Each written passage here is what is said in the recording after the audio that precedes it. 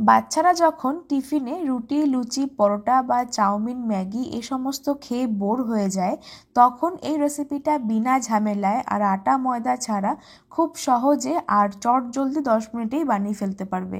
প্রায় তেল ছাড়া স্বাস্থ্যকর উপায় বানিয়ে ফেলা হয়ে যায় আর খেতেও কিন্তু খুবই টেস্টি হয়। তো চলো দেখে নেওয়া যাক ভিডিওটা। তার জন্য সবার প্রথমে এখানে একটা মিক্সিং বোলের মধ্যে অ্যাড করতে হবে মেজারমেন্ট কাপ মেপে হাফ কাপ সুজি।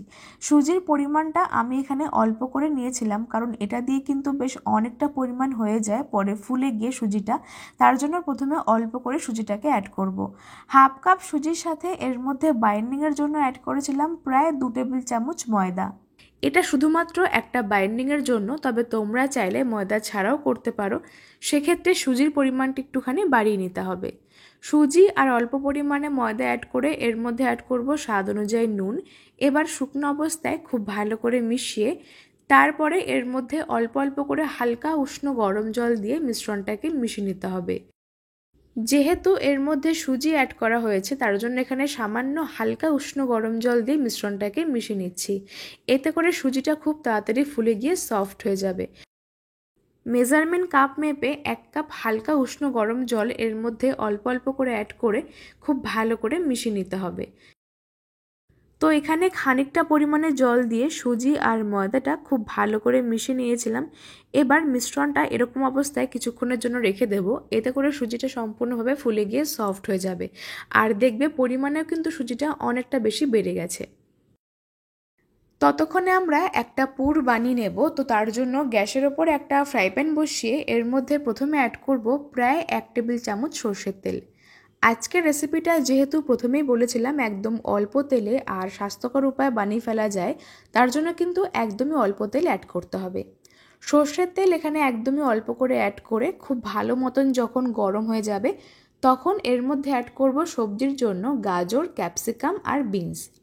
3টে সবজি একদম মিহি আর পাতলা করে কুচিয়ে নিতে হবে, যেন খুব সহজে সেদ্ধ হয়ে যায়। তো সবজিগুলো তেলের সাথে খুব ভালো মতন টস করতে হবে বা সতে করতে হবে। সবজিটা হালকা নরম হয়ে যাওয়ার পরে এবার এর মধ্যে অ্যাড করব কুচনো কাঁচা লঙ্কা, কুচনো রসুন আর একটা কুচানো পেঁয়াজ। পেঁয়াজটা একদম লম্বা স্লাইস করে কাটতে হবে, এতে করে কিন্তু খাওয়ার সময় মুখে পড়বে আর খেতেও ভালো লাগবে। পেঁয়াজ, কাঁচা লঙ্কা আর রসুনটাকে অ্যাড করে এবার সমস্ত সবজিগুলো খুব ভালো করে মিশিয়ে নেব তেলের সাথে। আর অবশ্যই ফ্লেমটাকে মিডিয়ামে করে রাখবে। ভালো মতন কিছুক্ষণ মিশিয়ে নেওয়ার পরে এবার আমরা টেস্টের জন্য অ্যাড করব স্বাদ অনুযায়ী নুন, সামান্য পরিমাণে গোলমরিচের গুঁড়ো, একটা সুন্দর ফ্লেভারের জন্য। আজকের ভিডিওতে কিন্তু একদমই সিম্পল আর কিছু ঘরোয়া উপকরণ দিয়ে তোমাদের সঙ্গে শেয়ার করব। বেশি কিছু ঝামেলা করার কোনো প্রয়োজনই হবে না। তো সমস্ত কিছু খুব ভালো করে মিশিয়ে এবার ঢাকনা চাপা দিয়ে রাখছি, এতে করে সবজিগুলো খুব সুন্দর মতন নরম হয়ে যাবে। ফ্লেমটা মিডিয়াম টু লোতে রেখে ঢাকনা চাপা দিয়ে রেখেছিলাম প্রায় 3 থেকে 4 মিনিট। এতে করে কিন্তু সবজিগুলো বেশ ভালো মতন সেদ্ধ হয়ে যায়। তারপরে আমরা এর মধ্যে অ্যাড করব একটা কাঁচা ডিম। পরিমাণটা বা স্টাফিংটা যেহেতু অল্প করেই করেছিলাম, তার জন্য এখানে একটা কাঁচা ডিম অ্যাড করেছি। তোমরা চাইলে এখানে সামান্য পরিমাণ চিকেন অ্যাড করতে পারো। ডিমটাকে অ্যাড করে সামান্য পরিমাণ নুন দিয়ে খুব ভালো মতন ঝুড়ো করব আর সবজির সাথে খুব ভালো করে মিশিয়ে নিতে হবে।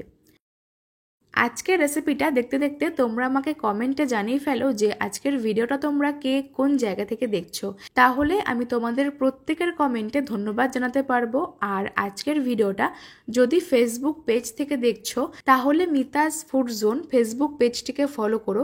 আর যদি ইউটিউব থেকে দেখছো, তাহলে মিতাজ ফুড জোন ইউটিউব চ্যানেলটিকে সাবস্ক্রাইব করে পাশে বেল আইকনটা প্রেস করতে ভুলো না। এতে করে আমার সমস্ত রেসিপির আপডেট তোমাদের কাছে খুব তাড়াতাড়ি পৌঁছে যাবে। ডিমটাকে খুব ভালো করে ঝুড়ো করে সমস্ত সবজির সাথে ভালো মতন মিশিয়ে নিতে হবে। দেখতেই পাচ্ছ আমাদের এখানে পুরটা কিন্তু প্রায় শেষের দিকে, সবজিগুলো কিন্তু বেশ ভালো মতন ভাজা হয়েও গেছে আর সেদ্ধ হয়ে গেছে। এই পর্যায়ে ফ্লেমটাকে অফ করে দেবো, তবে তোমরা চাইলে সামান্য এর মধ্যে চিজ অ্যাড করতে পারো। তো এখানে অন্যদিকে 15 মিনিট পরে ফিরে আসলাম। দেখতেই পাচ্ছ সুজির মিশ্রণটা কিন্তু পরিমাণে অনেকটা বেশি ফুলে গিয়ে সফট হয়ে গেছে আর পরিমাণে বেড়েও গেছে। তো এবার এই সুজির মিশ্রণটাকে একটা ছোট মিক্সিং জারের মধ্যে নিয়ে ভালো করে আরেকবার গ্রাইন্ড করতে হবে বা পেস্ট করতে হবে। এতে করে কি হবে, মিশ্রণটা একদম স্মুথ তৈরি হবে, খেতেও সুন্দর হবে। সুজির মিশ্রণটা একটা ছোট মিক্সিং জারের মধ্যে নিয়ে এবার খুব ভালো করে পেস্ট করব। আর দেখতেই পাচ্ছ মিশ্রণটা কতটা বেশি মিহি আর স্মুথ তৈরি হয়েছে। এবার এই মিশ্রণটা একটা বড় পাত্রের মধ্যে নিয়ে খানিকটা পরিমাণে জল দিয়ে আরও কিছুটা পরিমাণে পাতলা করতে হবে।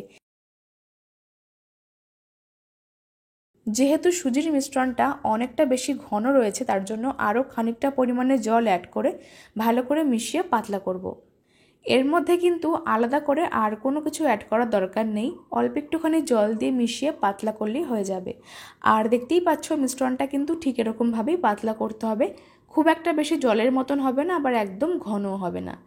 আমাদের এখানে ব্যাটার একদম রেডি হয়ে গেছে।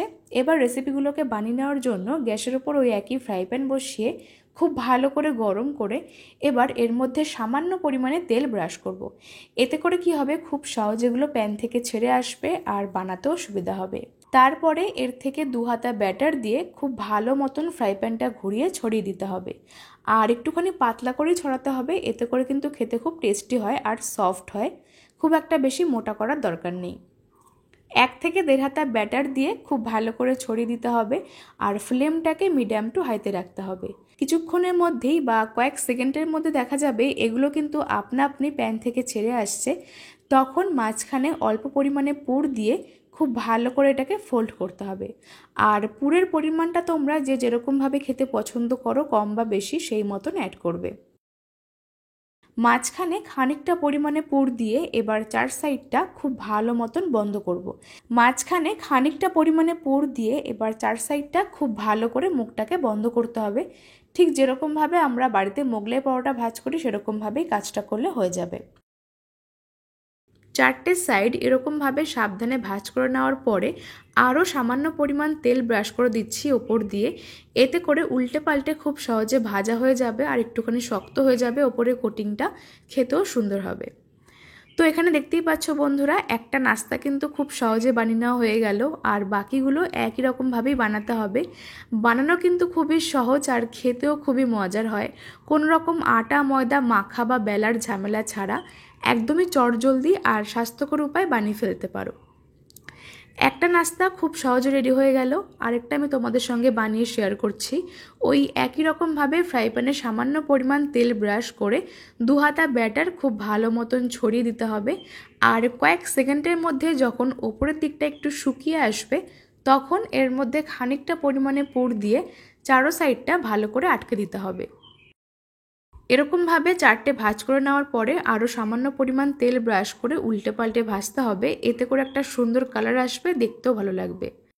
সবগুলো নাস্তা একই রকমভাবে বানিয়ে নিতে হবে। আর এগুলো আমি টমেটো কেচাপ দিয়ে পরিবেশন করেছিলাম, খেতে কিন্তু এক কথায় জাস্ট ফাটাফাটি হয়েছিল।